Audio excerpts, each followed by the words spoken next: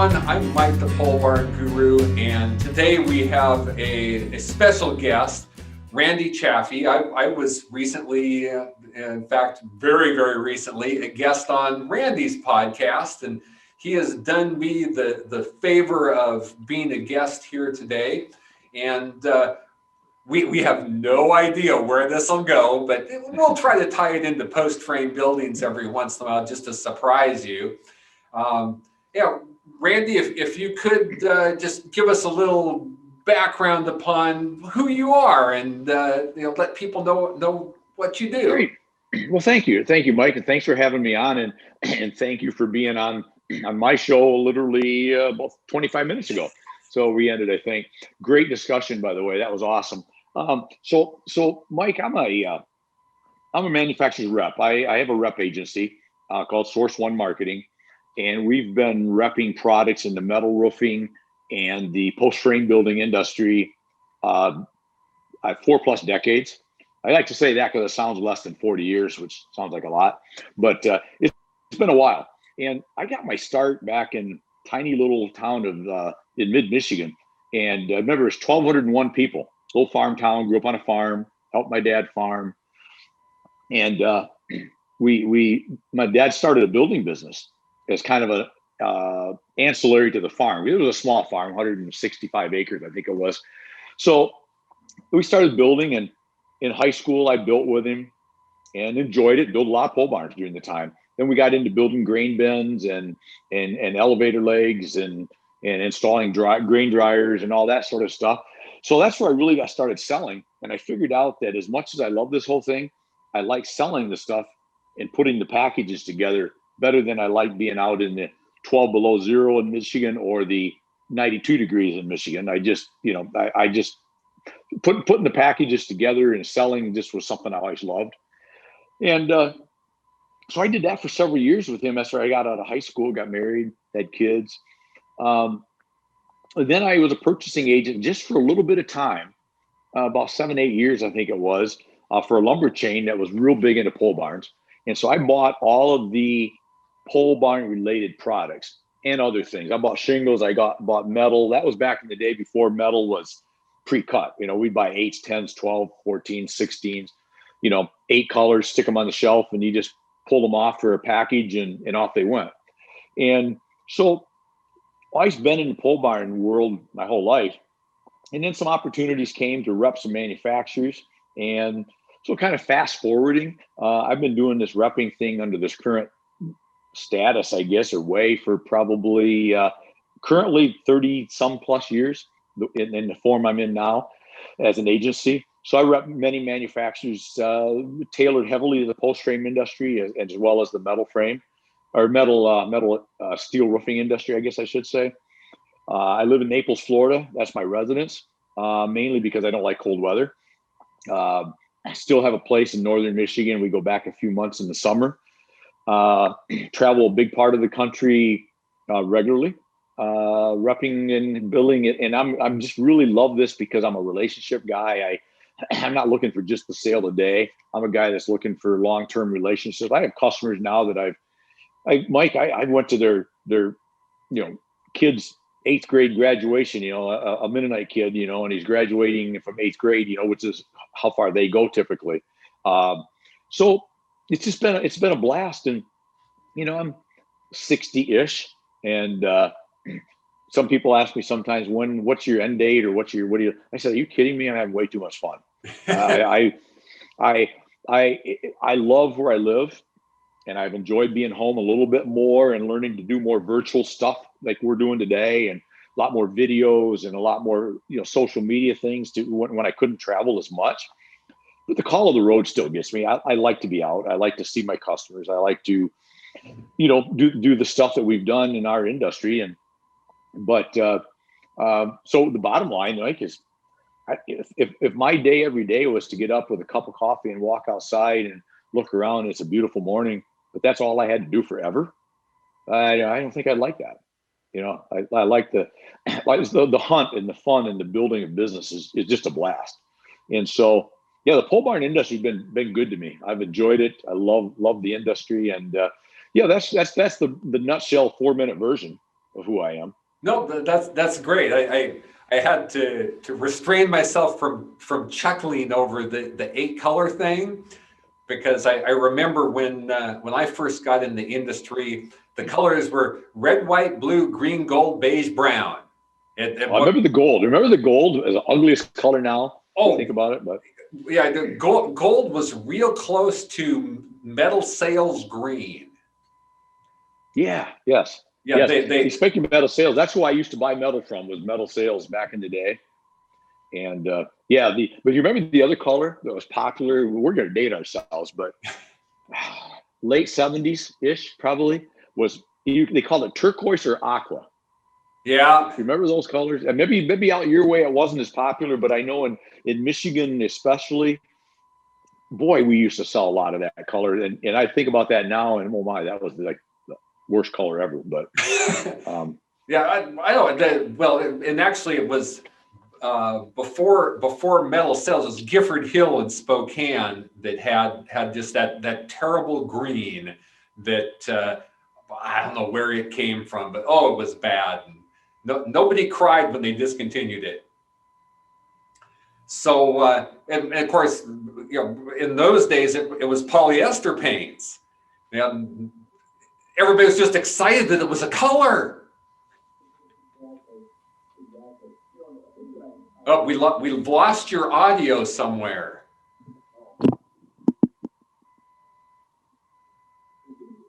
No, not getting anything. Can you hear me? You must be able to hear me, because you know that I'm telling you I can't hear you. Still nothing. Still nothing. Is it something that we did here, Tyler? Can you hear me? There, can you hear me? Yes! Wow. We have victory. Well, Wes is going to give me some information, because I have a problem with technology and my microphone. I've got this really nice Rode microphone, and it doesn't cooperate with my iPad for some reason. And I have no idea why my iPad is now not picking up audio unless I have the Bluetooth, but my AirPods died on me. Yeah, it's just everywhere you go. But anyways, there, we're back. We found a way. Yeah, life is good. Life is good. So, so you was talking about the colors, though.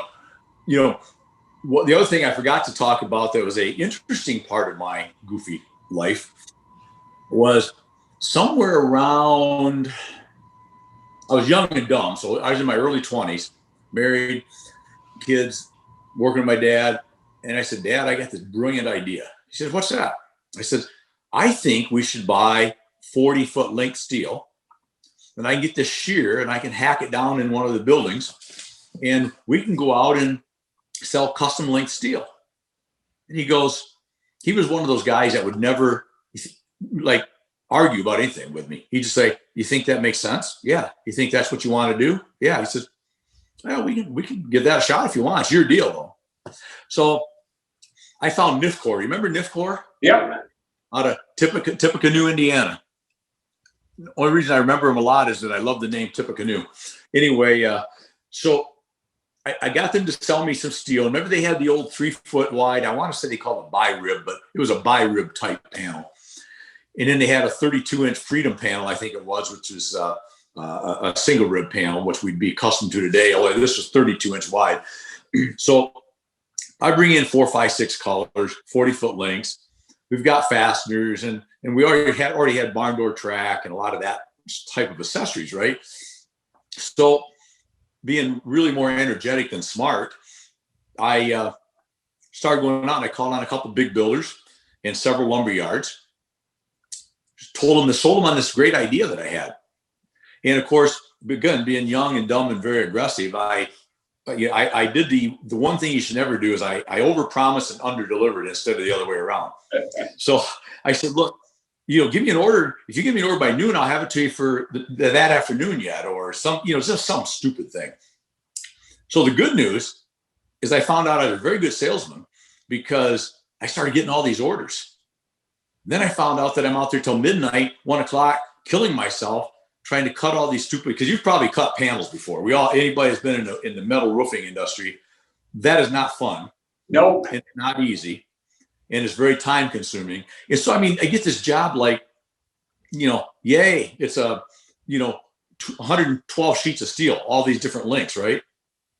112 cuts, right? And I got 6 of them.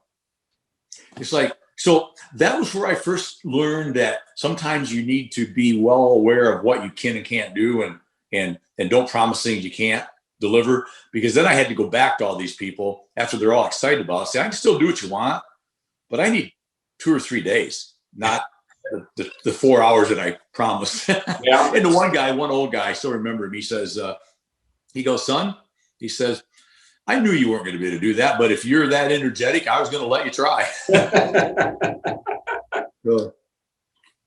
But yeah, so that was that was one of my early starts into that thing also. So it's been good to me, and that's what really led me to doing the show that I do now.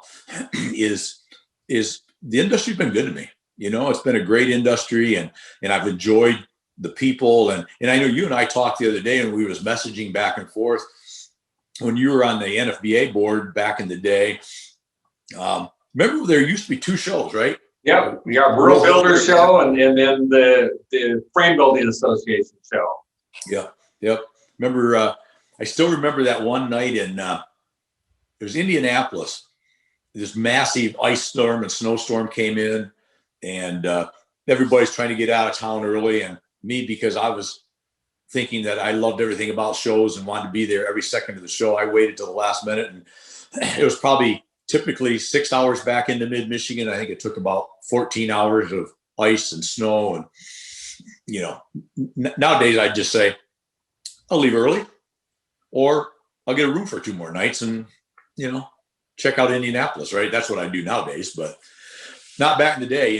Back in the day when you had a lot more energy than you had money. So one last night in the big city was a cost savings, right? So you head out but yeah, so that's kind of my background, and my general, I call on roll formers a lot. That's a big part of my business, the metal roll formers, everything from the, some of the branches of the larger, the metal sales of the world, to the regional guys, to the small, local, what I would call retail roll formers, right? That's a big part of my business. And then guys anybody that's in the pole barn world, with barn door track and cupolas and horse stalls and, again, all the fasteners that I'm involved with and those kind of things. So yeah, that's my life every day. Yeah, the Indianapolis show, I think if it's the same one I'm thinking about, I was on the board of directors. It was an NFBA show, and the weather was just miserable. It was really cold, and I think we had more exhibitors there than we did registrants. Yes. And Tom Knight and I were literally going out on the street and recruiting people to walk through the door, just so that the vendors would at least think we were doing something. Yeah, somebody. Oh, that one was tough. Yeah, that was a tough one, man. Yeah, that was tough. Yeah, I remember that. I know Tom. I used to know Tom pretty well too, back in the day. But yeah, those are good times. Those shows were good. It's unfortunate this way things have been this last, 8, 10, 12 months that, all these shows are being canceled till next year. But yeah, it is what it is. And and you have to roll with it. You've got 2 choices, and one of them doesn't get you anywhere, so you might as well try the other. Exactly. So, but it'll be, I know we were talking earlier on my show, and I bring that up again, is, boy, this is going to be, barring anything unforeseen, or, I know the steel pricing is going crazy and lumber's going crazy, but boy, it's just still crazy busy, right?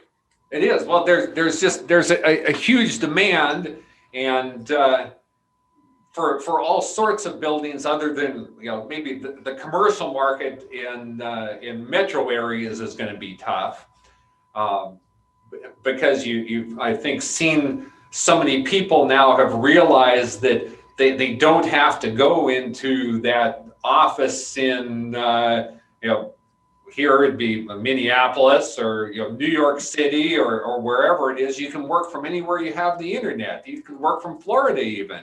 Right, exactly. Yeah, I mean, I've worked from South America for 4, 5, 6 weeks at a time. As long as I had the internet connection, I could do voice over IP to call people, and but actually, lots of times the connection from there was better than it was when I was home in the States. Was it?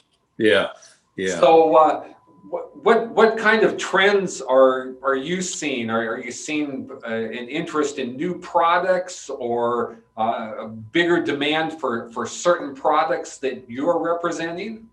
Yeah, two things I've noticed a lot of is obviously the trends in colors have changed a lot. I was talking to a guy earlier today about this, as a matter of fact, and I remember wasn't that many years ago when, say, forest green or whoever's derivative of forest green was like just by far the biggest seller. Oh yeah. And in my part of the world now, it's probably 4th, 5th now. Probably it's behind all the charcoals and the burnished slates and the light stones, and so I'm noticing a color shift to the more natural colors, maybe. Barn wise, a lot, especially the last 2, 3, 4 years, and I think it's getting even more so. I see anyway, a lot more specially look. People are decorating them up more. There's a lot more accessorizing, even than it used to be. The little porches or the wraparound, or as I think you and I talked, I represent MWI components out of in several states, quite a few states, and in cupolas, for example. And horse barn and stall door, Dutch doors and horse stall things is continues to be reasonably strong. But probably the biggest trend is in some things that I'm not involved with, but was like stone and brick and the fake stone and the fake brick facades to just to decorate the buildings. I think that's been something that's been big for quite a few years, but I'm starting this last 2, 3 years, I'm seeing even more of that. So. That's probably the biggest thing. Outside of that, is the guys are just so busy building barns. I'm not sure that they're overly looking for anything massively new, as much as just keep product coming to me because we're booked out 7 months, right? Yeah. No, I know that from the social media groups that I'm involved in, and well, that's probably the number one question is people looking for builders. And I think a lot of the average end user is not realizing that, at least for post frame construction, they're really pretty user friendly as far as being able to assemble yourself. Mm-hmm. And we lost so many people out of the building trades at the 2008 through 2010, where there wasn't enough work and it was hand to mouth, and so a lot of what I would term old time builders, they just hung it up and retired, and we've raised a generation now of I will call them kids, but I mean they're my children's ages in their late 20s, where they've gone to school and the schools have said, well, you all have to be computer geeks. It's all about you have to learn how to program and do things with computers, and most of them don't want to do physical labor. Right. So we've dwindled our basis of people that are capable of building, the ones that are really good ones. I know some of them, but they're booking out business 2 years from now at whatever price that they want to charge. Right. Exactly. Yeah, you're 100% right. that's been an issue that's been ongoing. And I see that on my on the residential side, you know, because a lot of my product does get into the residential roofing side too, fasteners and underlayments and vent materials and stone coated shingle line that I work with and some of those things. And that's there is the biggest issue too, is I was talking to my guys in the stone coated shingle world the other day. I said, a sales issue is not going to be the problem.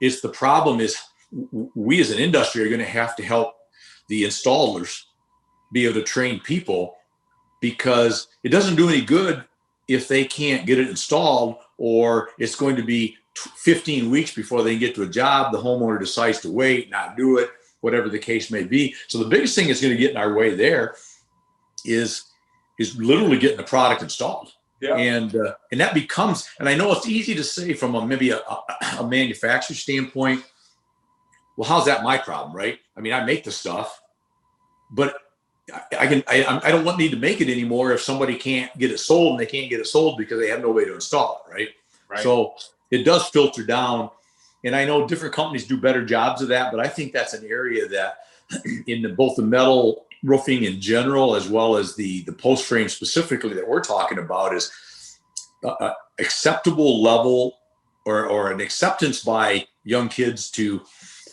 get into this. Yeah, one, we have to do a better job, I think, of convincing them that, hey, this is a way to go. This is something you can earn good money and make a nice livelihood, and it's fun work. It's fun to see it building up at the end of the week. And we're going to have to do, I think, a better job as an industry, I think. And I know we do a lot of that with the NFBA, with the Pole Barn Initiative and a lot of things. But how do we, I think it's a challenge we have as an industry, is how do we get how do we help our customers be able to get more product installed? And because it's real. And like we are going into 2021, like again, like I said, barring anything just stupid that we can't think of, it's smoking right now, right? I mean, from what you do. Yeah, absolutely. And there is just that tremendous demand, and it's because we as a whole building industry, really not a whole lot happened for close to a decade. Right. And so now we've got, I mean, my three kids, my youngest daughter, she and her boyfriend just bought themselves a condominium in Oregon. So they're the first of my three to become homeowners. And their generation now is getting to the point where, okay, we have rented, we lived with mom and dad, we got a bunch of our friends together and we rented. Well, now it's time to start setting some roots. And so obviously, I mean, look at housing starts. They're incredible, and they would be even more so, like I say, if we could get it built. Exactly. And that's the thing. We had talked earlier back when we was on my show, and you talked about barndominiums, and that was pretty interesting because I'm very familiar with them, and my customers are pushing those more and more. But it was really interesting and surprising and actually cool to hear that. Did you tell me that like up to 50% of your leads that come in are looking for a pole barn to be used for residential? Did I hear that right? Yes. Wow. That's no, I mean, and so we're talking, when we talk about, in excess of 50%, but we'll just use 50 as a number because the math is real easy. And, so you start running these numbers out, and, pretty quick, you're seeing, okay, that's, just for us, we're talking to roughly 18,000 people a year. They're looking for houses. That's amazing. And that's just us. I mean, we're just a little sliver of this pie.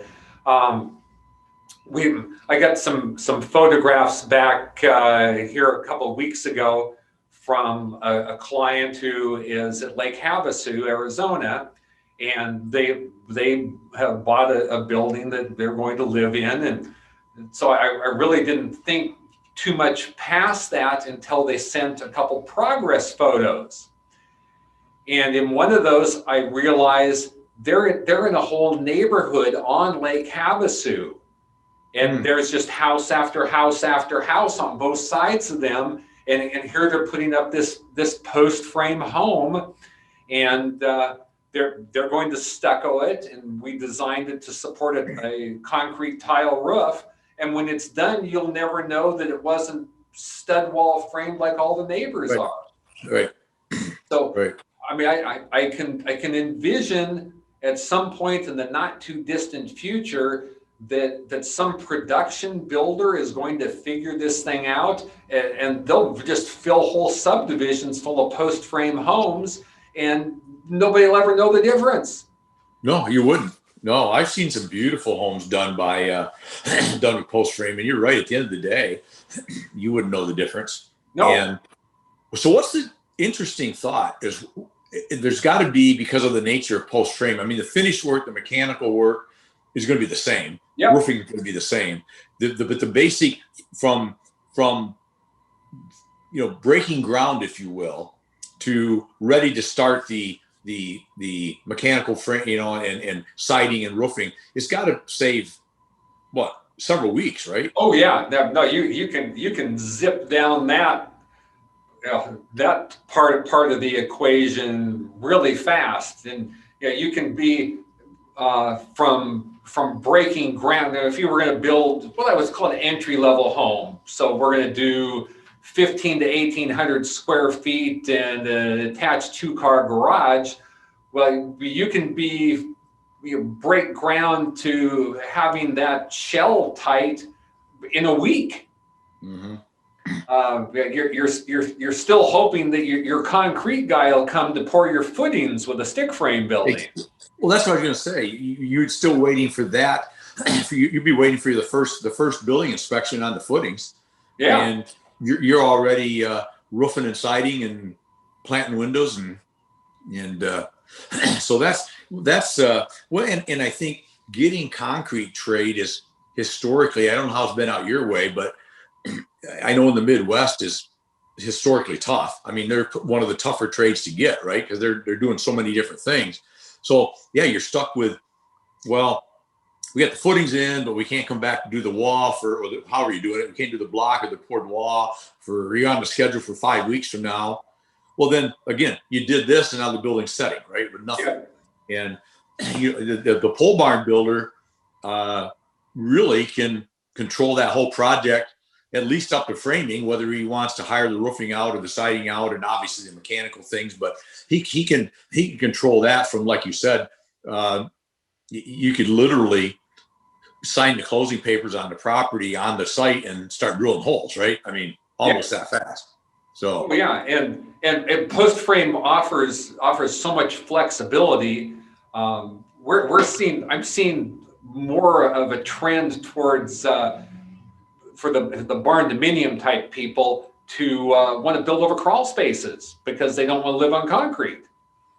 And it's so easy to do a crawl space post frame, whether you elevate that floor and build it off of the columns, or I'm starting to get people asking about doing no barrier access. Well, we can do an all-weather wood foundation between the columns, and you can have that up and done and be running like crazy. Yeah. Oh, that's awesome. I've got 2 or 3 customers just recently that have been really promoting the barn dominium thing, and that's exciting. That's exciting news because it brings a whole new aspect to the industry, right? And keeps it growing. That's exciting. That's exciting news. Oh, it is, and we as an industry really have flown under the radar for decades. People just they don't think about what it is that we're doing as far as dollar volumes. And it wasn't too many years ago that the NFBA came up with a rough number of dollars for our industry. And at that point in time, I think in the US, they were talking about it being a $7 billion a year industry. And I tell people that aren't involved in the industry, and they're like, wow, really? And yes, really. And the only thing that limits us is us. Right. That is very true. A lot of people, you're right. It does fly under. I want to say the average. I don't know what that means, but the typical might be a better word. Guy you'd run into at a typical cocktail party, shall we say? They say you're into what industry, right? They you make a living doing that. Yeah, that's a pretty good deal. But you're right. It does fly under the radar, and but the thing I found and why I love this industry so well is it's the people too. Oh, yeah. People, you don't run into a lot of people that you just don't like, and fun to deal with. And it's a little different. I know that this sounds bad to say maybe, but a little different breed of people. And I don't mean that badly, or they're just good people. Right. And, everybody's just hardworking and wants to do a fair job and do it right. So that makes it a good time too. So. Yeah, and I'm a big one about the doing it right thing. I know that there's I think a rift to a large extent, but between the what I would look as the major builders in this, as far as like the Mortons and the Wicks and the Clearys and the Walters. If you look at what they're doing, every building they do is an engineered building. They wouldn't think any different about They're trying to promote that we are going to do a quality project, and we're going to be able to have that guarantee that somebody who knew what was doing actually designed the building. And then there's the flip side of that. The guys that they don't have a website, and so much of their work is word of mouth, and they might do 10, 15 post-frame buildings a year, and you mention engineering it all to them, and they just utterly freak out about the whole thing. What I build is just fine. It's the way we've always done it. And the reality is, if you do it the way that you've always done it, if that's been that way very long, the building codes have changed so greatly. And right. The technology behind being able to analyze how snowfall and drifts affect buildings, and designing really for wind, especially as you've gotten jurisdictions that have become more astute because they've had billions of dollars of insurance claims due to failures. And there's a resistance towards making that leap and getting into selling based upon quality as opposed to selling based upon price. Right. Well, and the other thing, when you get that added, that mentality, I guess I'll say, is that of always doing what we always did. If that's the case, then you don't stay progressive with the things that are available out there. That may, like for example, several of the things that we're both familiar with over the last few years, but many years for some of them, but like the alternate foundations, like the permacolumns and the post protectors and the different things that people come out with, that there's some options that might be better if you look at it and see, or like, for example, something that I'm starting to sell more and more of is structural screws to use for putting on headers and truss carriers as opposed to nails. Those are all things that 5 years ago nobody had even talked about, right? But you have to have an ability in a fast changing world, and with the internet and with everything else, it's the speed that we all live in now is multiplied almost daily, right? Yes. And you better stay up on what those options are, because you don't want to get in a scenario, I don't think, as a builder, where they talk to another builder and they explain, using the structural screw, for example, this is why we do it, and this is the advantages, all the stuff, right? And you're going, what are you talking about? I don't know, we just nail it. No, nobody uses that. Well, I don't know. If you decide not to do it, that's a decision. But boy, you should not decide not to do it only because you didn't even know it's available, right?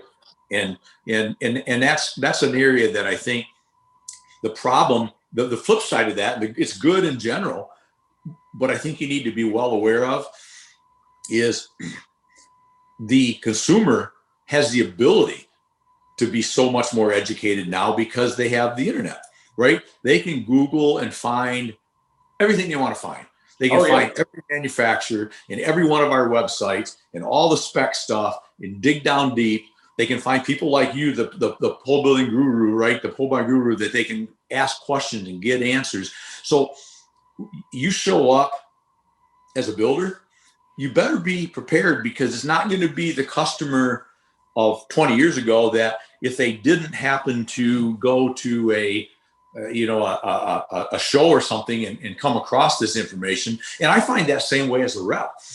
I better be ready, because Mike, you don't show up at the NFBA show and go, okay, show me what's new. You already know what's new because you've already seen it, because we've already had it on the this might be the first time I hand it to you and you look at it, but you've seen it, you've researched it. Probably 7 of my competitors have already talked to you about it, right? I mean, so this idea from our side in the rep world, the idea that, well, we'll just wait and introduce it at the show. Well, if you're waiting for that, you're a little late, because the customer's already found it. If we got it on a website, they found it, right? And they found all our competitors, so they've already figured out that yours does this and this, and the competitor B does this and this. And, they are much more educated. And so whether we're in the building end of it or in the supply end of it, I think it behooves us to we better be as educated as our customers are, because you could hide behind stuff in the past because they probably didn't know, right? They probably didn't know about it. Yeah, they know it all now, pretty much, or at least enough to get you in trouble, right? Right. Yeah. And if nothing else, you need to, or at least I feel that you need to at least understand where a client's coming from, where they'll ask you about something that it maybe is not mainstream, but it's something that is closer to cutting edge.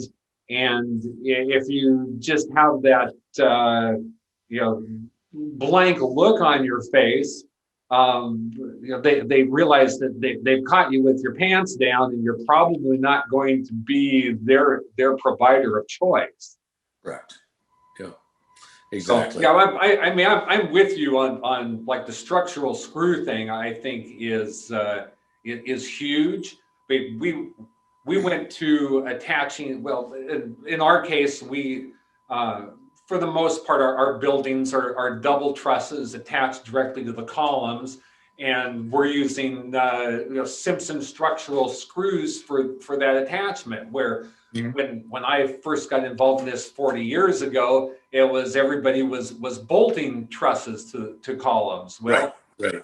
For the average even for the average builder, do you really want to have to fight to drill through trusses and drill through columns, and they put the truss plates in the wrong place, and so you're fighting truss plates, and I've got to get my my drill up there to drill the hole in the beginning, and instead I can go up there with my ledger lock or my Simpson equivalent to it, and buzz, and it's done.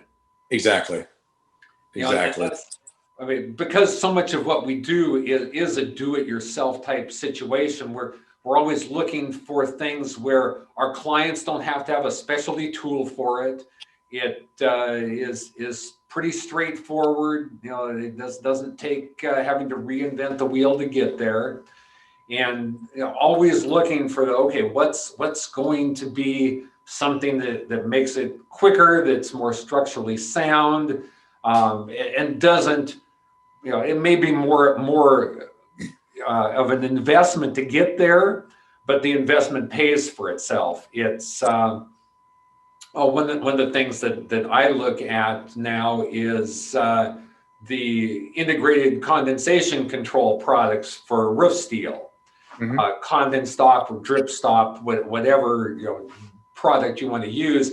And I'm thinking, from a builder's aspect, I'm thinking, oh, that is so much more wonderful than having to fight metal building insulation or reflective radiant barrier that, you know, it's either it's going to be heavy or it's going to be light and flop in the wind. You know, metal building insulation can't install it if it's raining.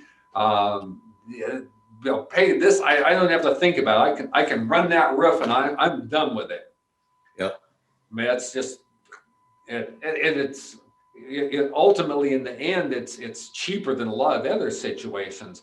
One of the most common questions I get from people that have existing buildings is, my roof, it rains all the time under me. Well, it's condensation, and whoever they purchased either their building kit from or whatever builder was afraid to be able to sell the benefit because they were so concerned about trying to sell the price, and then they end up with a client down the road that's not happy with what they got in the end.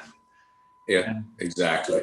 Exactly. And for you or me or you know, the people that really care about our industry more than, you know, oh, let's get a sale and then go to the next sale because we're going to get another sale and I get my commission and or I make my profit and I can just run on to the next one, is something that I've always believed in, is that if you take care of the building, everything else takes care of itself. Yeah, good point. Good point. I worked for a brief period between the time I was a builder and Hanson Pole Building started, for a guy that he had been one of my competitors when I was building, and I sell a building. He'd come in the office next morning, and I'd say, well, you know, I sold a building to somebody in wherever, Moses Lake, Washington. And his first question was, and how much money are we going to make off the building? And I'm like, no, you've missed the point in this. Is, you should be asking me, well, what problems are we solving for that client, and what unique features, what are we doing that makes that building special? Right. So, and so he just had that. So, in my viewpoint, had totally the wrong idea behind it. Mm-hmm. And that happens on both sides of the table. And it's interesting because I've had some times. I remember a couple of times I'd show up with my fasteners, and I'd say, "Hey, I wanted to chat about fasteners. I know you're not using my product. Want to show you what I have, and see if there's any. Maybe we're not right for you, but let's find out. Let's see if we're a fit." And first question, well, how much are they? Well, what does that matter yet? Yeah. Right? Because if I have a really piece of crap screw, I might be too high. But if I have a really, really good one, it might be a good price, right? But so how can we assign a price to this, and how does that price matter until you know what I'm going to present to you, right? Absolutely. And but what's funny is I thought that sounded really good with this one guy, which it usually does. He goes, "Yeah, but what's your price?" Okay, I give up. Oh yeah, no, I hear you, and it's unfortunate. And one of the things that I try to work with our building design team is to get them so that when they're, of course, we don't see anybody face to face, and we do buildings all over the country. We've got multiple buildings in every state.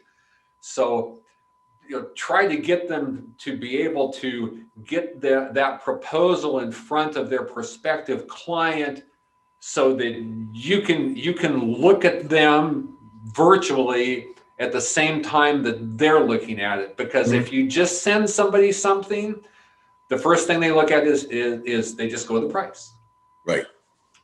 That's the price, and they ignore everything that goes with it. And I've seen this when I was selling buildings myself, and I quote somebody a building and go through it with them, and I check back with them a few days later. Well, I can get that exact same building built for the same price as your kit.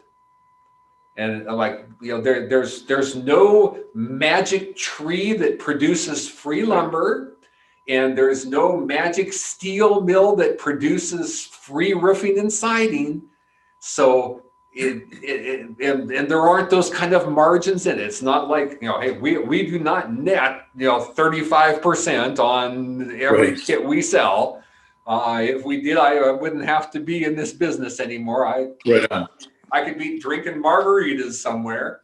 And so if you can pry that other quote out of their hands, you find out that, well, okay, the other guy's exactly the same building, was not even the same dimensions, and didn't have multitude of features, or they didn't include doors, and yours has doors. And so pretty soon it's like, well, we're not comparing an apple and an apple. We're just comparing two vastly different types of fruit.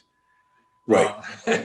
Well, I think when people get several bids, I've always felt like, I don't care what it is, because like you said, if all things are equal, there's not going to be that massive difference. No. So I think that, to me, of course, you would get startled and concerned if somebody's massively higher. But to me, if I was quoting whether it's a car, whether it's a building, whether it's a house, if you quote me 20% less than everybody else, I'm really scared, because what you just said, what's not in there? That's right. Now, there can be differences, different profit margins, different ways people go to market, maybe. But maybe it's 5% difference, but it's not going to be 20% difference. 20% difference screams there's a problem somewhere. Absolutely. And what's, to me, paying a little bit more for a product that you're going to get, and it's right, and it's going to be taken care of, is way better money spent than the money you're going to spend when you go on that lowest bid always.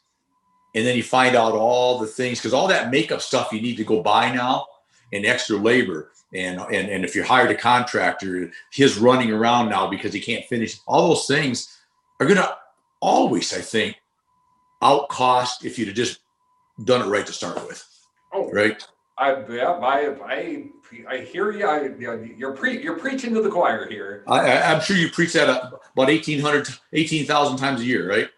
But at least that much. And for us, I've never approached a vendor from the standpoint of I want you to be the least expensive. Be competitive. As long as you're not gouging me, I'm buying from you because you offered me the service and the quality that not only that I expect, but that our clients expect. Right. And right. You've got three things you can sell on. It's price, quality, and service. Right. And if you can do all three of them, it's some miracle of physics, because you only get two. You only get two. Yeah. And you just said, and I do it all the time, and I really am trying to teach myself. I talk about the triad, right? The triangle, the price, quality, service. I've been trying to train myself to say quality, service, price. but it's hard because we've just always heard price, quality, service. Yeah. But price only matters after quality and service are taken care of. It's, do you have a good quality with a service level that's going to take care of me and get me what I want? And is the price fair? Yeah. Right.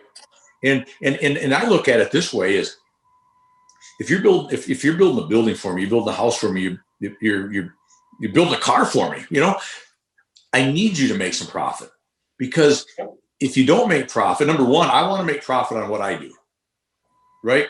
You're not going to buy anything from me that I don't make profit from, or I'm just not going to do it, right? I mean, that's what we're here for.